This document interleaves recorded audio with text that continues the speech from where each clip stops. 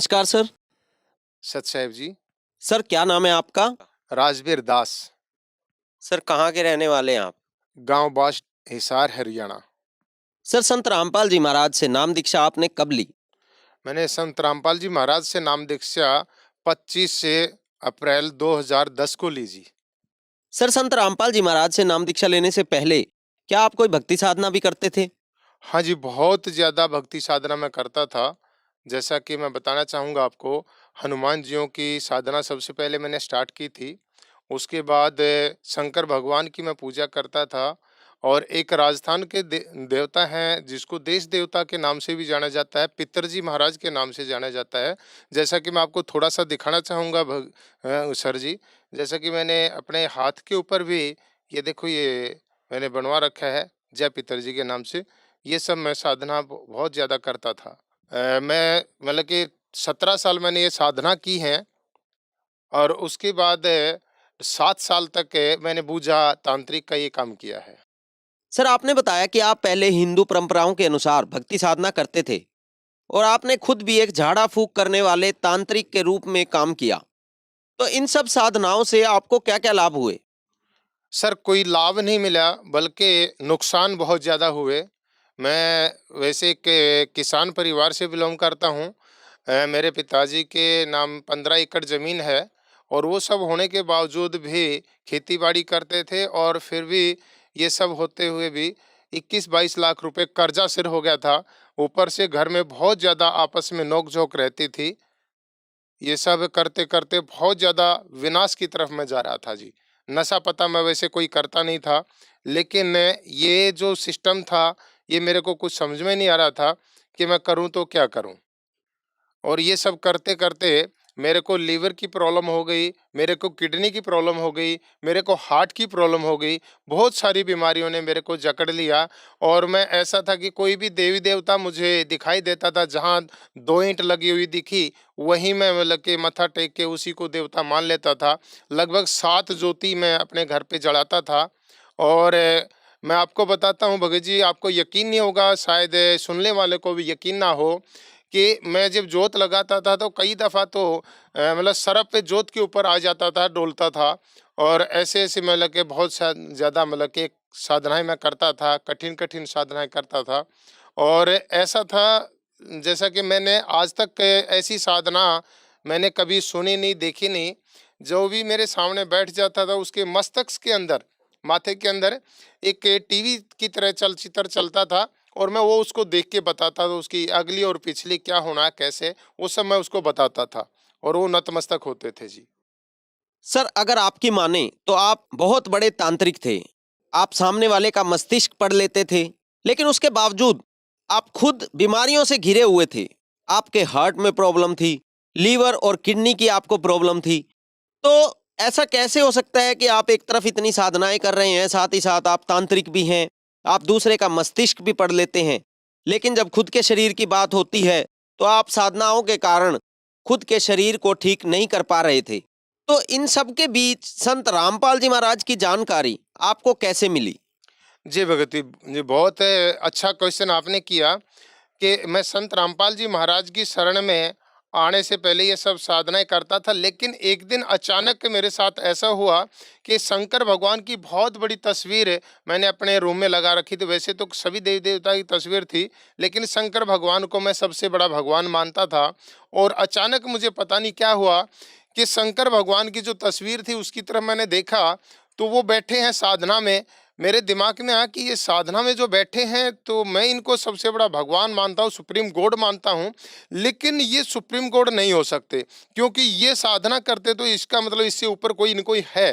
तो उस दिन अचानक मेरे दिमाग में आया, क्यों आया? क्योंकि एक ऐसा इंसिडेंट मेरे साथ में घटा कि एक लेडीज आई थी जो 60 रुपये वो मांग के लेके आई थी।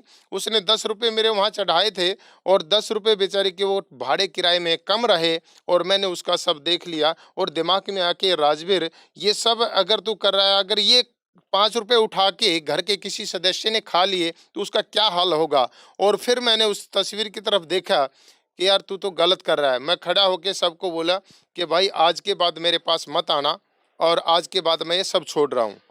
ये संत रामपाल जी महाराज की शरण में आने से 4 साल पहले की बात है भगत जी। और उसके बाद हुआ क्या कि वो सब लोग पूछने लगे कि ऐसा क्या हुआ? मैंने एक ही जवाब मांगा कि ये शंकर भगवान किसकी साधना करते हैं, इसका जवाब मुझे चाहिए। अगर आप इसका जवाब दे दोगे तो आप आते रहना, हम करते रहेंगे, लेकिन इसका जवाब अगर आपके पास नहीं है तो मैं इसकी खोज करेंगे कि इनके ऊपर भगवान कौन है। उस खोज में मैं निकला था जी। और उस खोज में निकलते निकलते हुआ क्या कि एक दिन अचानक मैं ऐसे चलते चलते मैं नास्तिकता की तरफ चला गया। और उसके बाद फिर कोई साथी मेरे को मिला, ओशो संत आपने सुने होंगे, ओशो रजनीश, उनके सानिध्य में गया, उनको भी मानने लगा, फॉलो करने लगा। फिर एक कंपनी मैंने चलाई थी नेटरो मार्केटिंग के नाम से, diamond market link private limited के नाम से। उस कंपनी का मैं फाउंडर होता था, हम 3 दोस्त थे। तो वहाँ कोई आता है और वो पूछता है कि ये तस्वीर किसकी है? मैंने कहा कि ओशो भगवान है। बोला ओशो भगवान कौन है? मैं बोला कि आप किस भगवान को मानते हो? बोला मैं कबीर भगवान को मानता हूँ। मैंने कहा कि कबीर तो भगवान हो ही नहीं सकते, कबीर तो कवि हैं। तो उन्होंने ऐसे बातचीत की, तो उन्होंने बताया कि हाँ कबीर भगवान है और मैं भगवान कबीर को ही मानता हूँ। तो मैं कबीर तो अभी नहीं है, इनके उसमें कौन होंगे? बोला संत रामपाल जी महाराज। माँ वो जेल में है वो? बोला कि हाँ।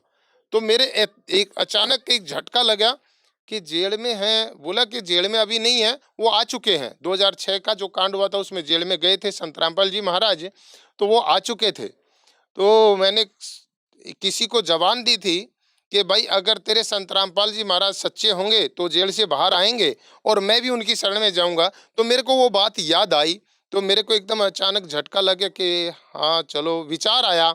तो विचार चलते चलते काफ़ी समय हुआ, मेरी कंपनी में काफ़ी घाटा लग गया था। उस घाटे के कारण मेरे पास 4 गाड़ी थी, चारों में से सभी बिक गई थी, कर्जा बहुत ज़्यादा हो गया था, एक गाड़ी बची थी। वो जो भगत आया था संत रामपाल जी महाराज का शिष्य, अनिल नाम बोल के है, काफ़ी पुराने भगत थे वो। और मैंने उनको बोला था कि मेरी ये गाड़ी बिकवा दो। और उन्होंने कॉल किया मेरे पास कि भाई गाड़ी लेके आप बरवाड़ा आ जाओ। दौलतपुर रोड पे आश्रम था संत रामपाल जी महाराज का।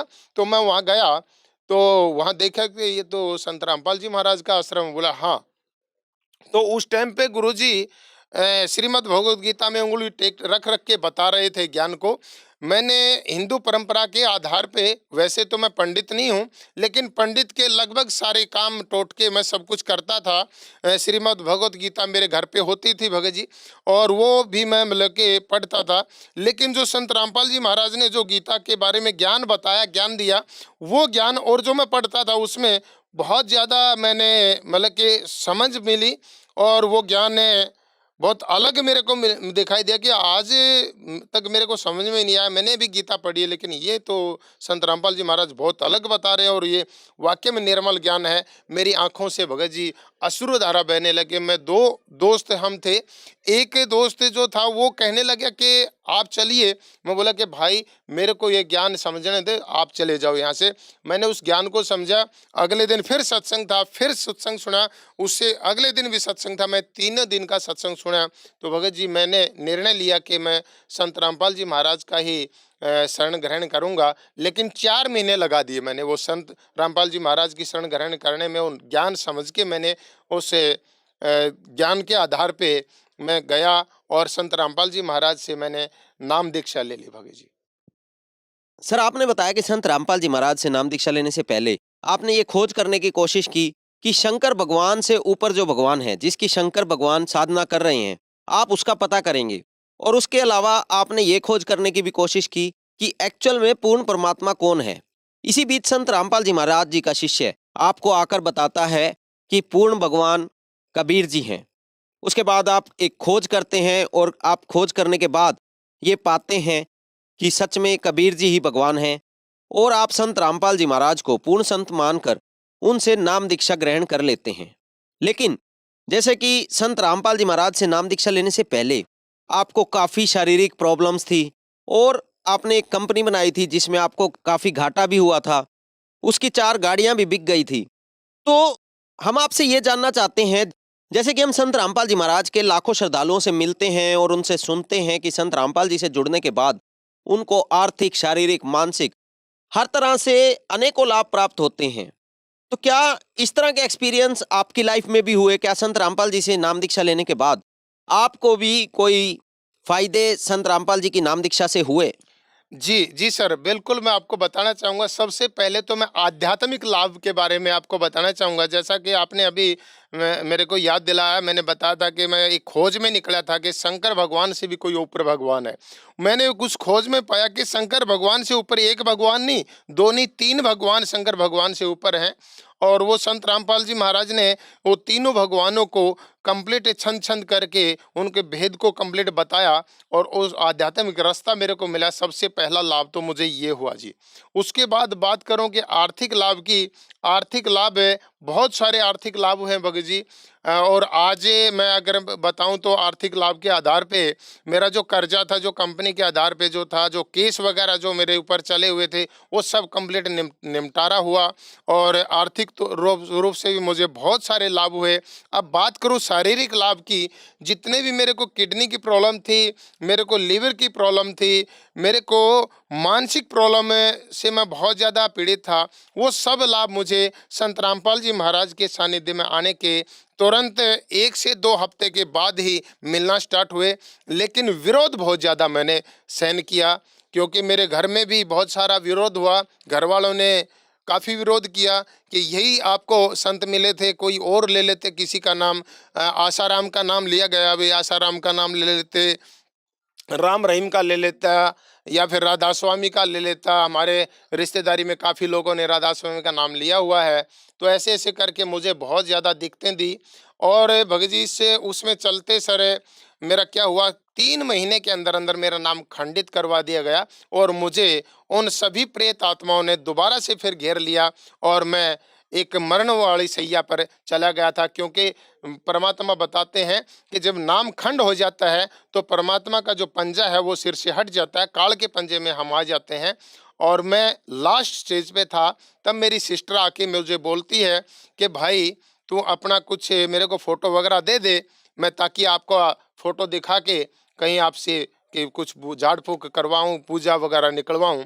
मैंने वो दिया।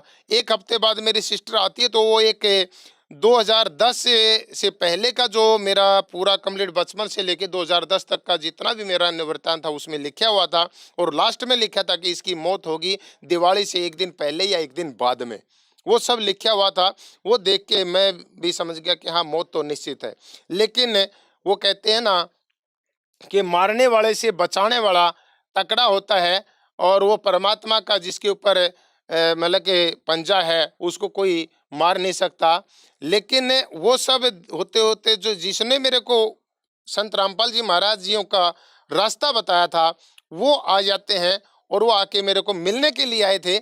लेकिन मैंने उनको एक ही अरदास लगाई कि भाई मैंने संत रामपाल जी महाराज का आशीर्वाद नहीं लिया है, मेरी एक आखिरी इच्छा पूरी कर दो, उनका मेरे को आशीर्वाद दिला दो। वो मेरे को आशीर्वाद दिलाने के लिए वहाँ लेके जाते हैं। तो भगत जी वहाँ मैं एक अजीब सी घटना मेरे साथ घटी है और वो मैं आपको थोड़ा-सा शेयर करना चाहूँगा। वहाँ जाते ही मेरे साथ हुआ क्या कि गुरुजी एक हाथ से आशीर्वाद देते हैं, लेकिन मालिक ने उस परमात्मा ने मेरे संत रामपाल जी महाराज जी ने मेरे को दोनों हाथों से आशीर्वाद दिया। और आपको बताना चाहूँगा दोनों आँखों से हमारे जो गुरुजी हैं बहुत लंबे हैं और मैं थोड़ा छोटा हूँ, तो मैंने ऊपर की तरफ यूँ देखा तो दोनों आँखों से चक्कर निकलते हैं और वो सुरक्षा चक्कर के रूप में मेरे सिर के ऊपर से घूमते हैं और काटते हुए यहाँ तक काटते हुए वो नीचे तक आते हैं। और मैं एकदम से उसको देख के घबरा जाता हूँ और पंजों के नीचे से चिंगारी निकल रही हैं और वहाँ गिर जाता हूँ। लगभग 10 मिनट के बाद मुझे होश आता है, तो मुझे भूख लगती है और मैं उनको बोलता हूँ कि मुझे भूख लगी है, आप मेरे को खाने के लिए चाहिए। आपको पता है सर आप भी आए हो आश्रम में, आपने देखा कि संत रामपाल जी महाराज का जो भंडारा है 24 घंटे चलता है। तो मैंने वहाँ भंडारा किया, पता नहीं कितना मैंने खाया मुझे नहीं पता, 15 दिन से मेरे अंदर अन्न नहीं गया था। लेकिन वहाँ खाने के बाद, भंडारा लेने के बाद मेरे अंदर ऑटोमेटिक ऐसा हुआ कि हाँ, मैं ठीक हो गया। जैसे मैं आश्रम से संत रामपाल जी महाराज जियों से आशीर्वाद लेके आया और जो मृत शैया पे मेरा शरीर पड़ा था, मैं बिल्कुल स्वस्थ हो गया, बिल्कुल ठीक हो गया। और ठीक होने के बाद, ठीक जैसे कि मैंने आपको पहले भी बताया था कि उसमें पेज में लिखा था उस तांत्रिक ने कि ये आपकी दीपावली से 2 दिन पहले या 2 दिन बाद मृत्यु हो जाएगी। आपके 2 भाई और हैं, उनको मैं बचा सकता हूँ लेकिन आपको नहीं बचा सकता, ये मुझे माफ़ करें। तो वो समय आ जाता है और मैं बाइक पे था। ये एक घटना मैं आपको वो बताता हूँ जब मैं ठीक होने के बाद की, मात्र लगभग 10 दिन बाद की घटना है ये ठीक होने के।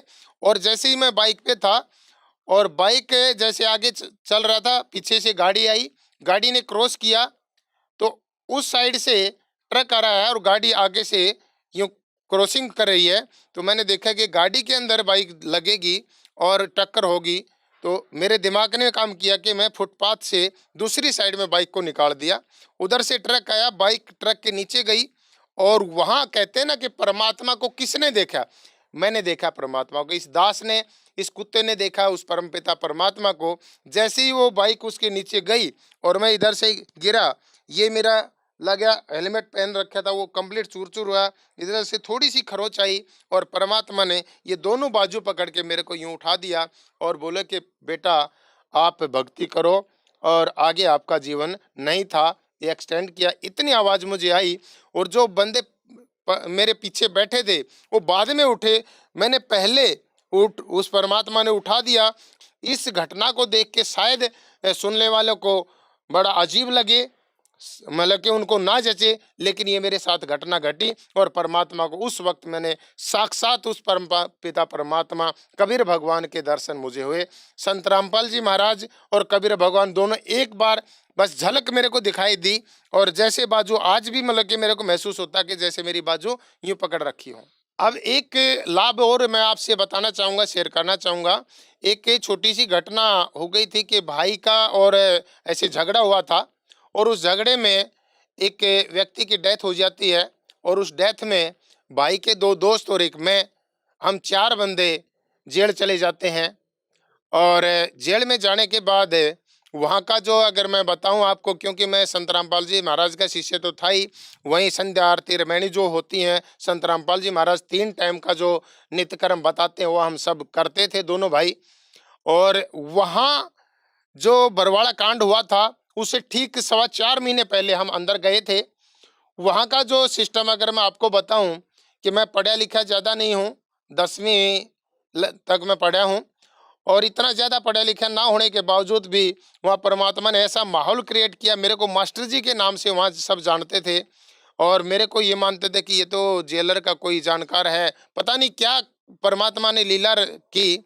और ठीक 20 महीने के अंदर अंदर हमारा पूरा फैसला करवा के परमात्मा ने हमारे को वहाँ से बरी करवाया।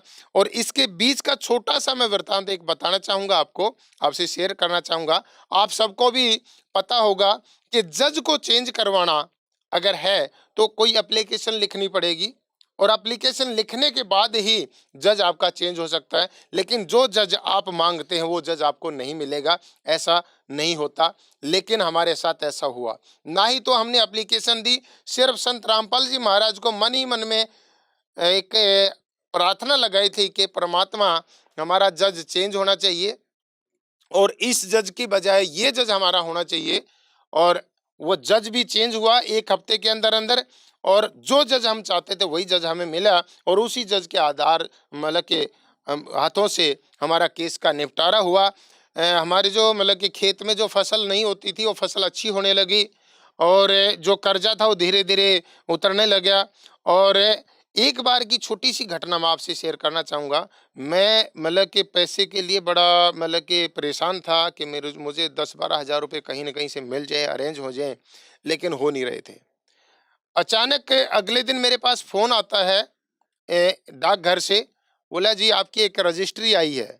मैं किस चीज़ की रजिस्ट्री है? बोला एक बार आ जाओ। मैं गया तो देखे कि 12.5, मुझे 11,000 रुपये की ज़रूरत थी। बोला 12,500 रुपये आपके अकाउंट में आएँगे, ये चेक आपके नाम से आया। वो पता नहीं किसने कब इंश्योरेंस करवाया था, मुझे तो ध्यान भी नहीं।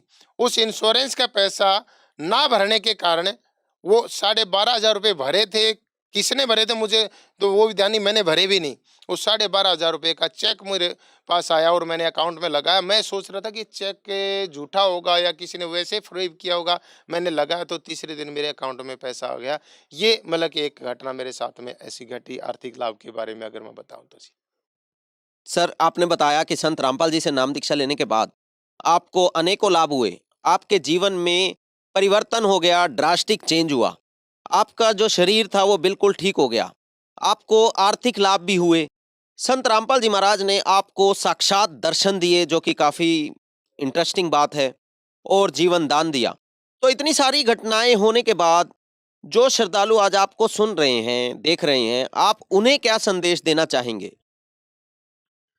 सर, मैं उनको संदेश तो क्या दे सकता हूँ, मैं उनसे हाथ जोड़ के प्रार्थना करना चाहूँगा, कि उनसे रिक्वेस्ट करना चाहूँगा कि एक बार, प्लीज़ एक बार संत रामपाल जी महाराज के ज्ञान को समझें, और ज्ञान समझने के बाद आप खुद ब खुद निर्णय करें कि हमने संत रामपाल जी महाराज का मतलब कि शरण ग्रहण करनी चाहिए या नहीं करनी चाहिए। ज्ञान समझने के लिए मैं आपको बताना चाहूँगा कि हमारी एक पुस्तक है ज्ञान गंगा।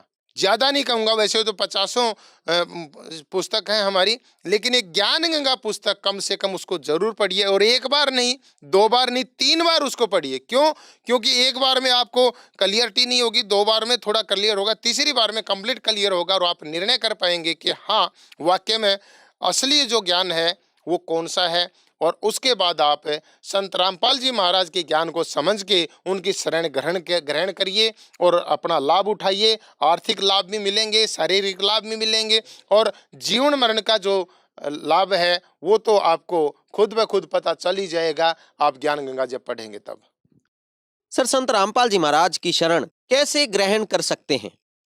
सर, संत रामपाल जी महाराज के विभिन्न चैनलों पर, 10-12 चैनलों पर आज सत्संग चलते हैं, और सत्संग के दौरान नीचे पट्टी चलती है, उस पट्टी पे नंबर आते हैं, नंबर फ्लैश होते हैं। उन नंबर पे आप कॉल करके नज़दीकी सेंटर का पता आप कर सकते हैं, और वहाँ से पता करके आप नाम दीक्षा ले सकते हैं और अपना जीवन का कल्याण करवा सकते हैं। धन्यवाद सर। सत साहिब जी।